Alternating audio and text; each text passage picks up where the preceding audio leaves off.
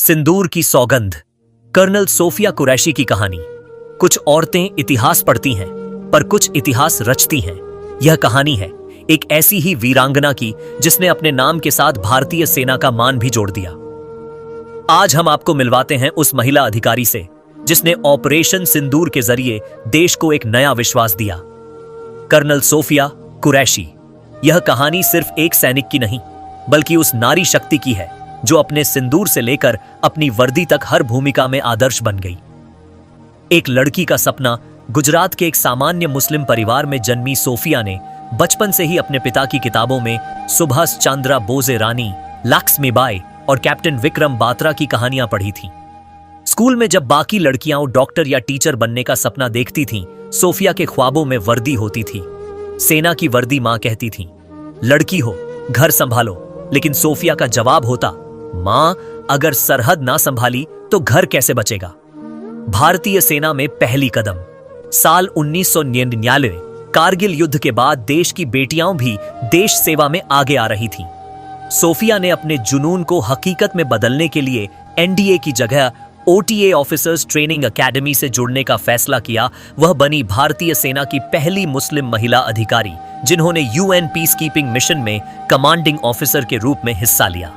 उन्होंने न केवल भारत का नाम रोशन किया, बल्कि दुनिया के सामने यह साबित किया कि भारतीय महिलाएं किसी भी मोर्चे पर पीछे नहीं हैं।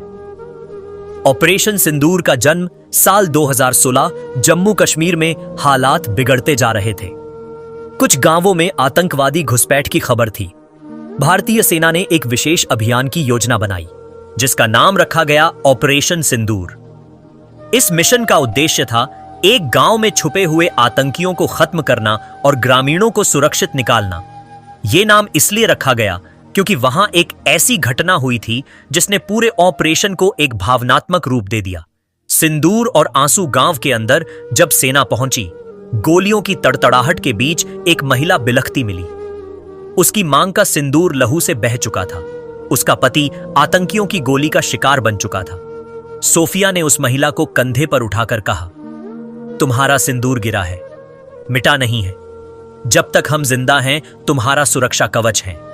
उसी पल उस मिशन का नाम पड़ा ऑपरेशन सिंदूर। खून, पसीना और विश्वास 3 दिन तक चले। इस ऑपरेशन में सोफिया और उनकी टीम ने बिना एक भी नागरिक को नुकसान पहुंचाए 8 आतंकवादियों को ढेर कर दिया।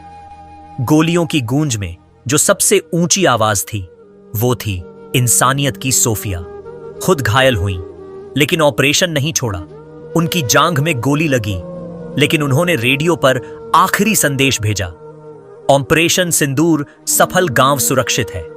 यह सुनकर पूरे सेना कैंप में तालियां गूंज उठीं। सम्मान और असली जीत। इस ऑपरेशन के बाद कर्नल सोफिया कुरैशी को राष्ट्रीय स्तर पर सराहा गया। उन्होंने देश की उन बेटियों को एक नई राह दिखाई जो सोचती थीं कि देश सेवा सिर्फ पुरुषों का क्षेत्र है। यूएन पीस कीपिंग फोर्स ने भी उन्हें सम्मानित किया। लेकिन उनके लिए सबसे बड़ा सम्मान क्या था? वो महिला जिसके पति को खो दिया गया था। उसने सोफिया को गले लगाकर कहा, आप मेरी बेटी नहीं होती तो शायद मैं टूट जाती।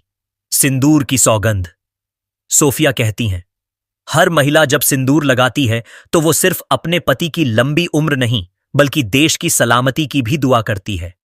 उनकी कहानी हर उस लड़की के लिए एक मिसाल है जो सोचती है कि एक महिला सीमित है।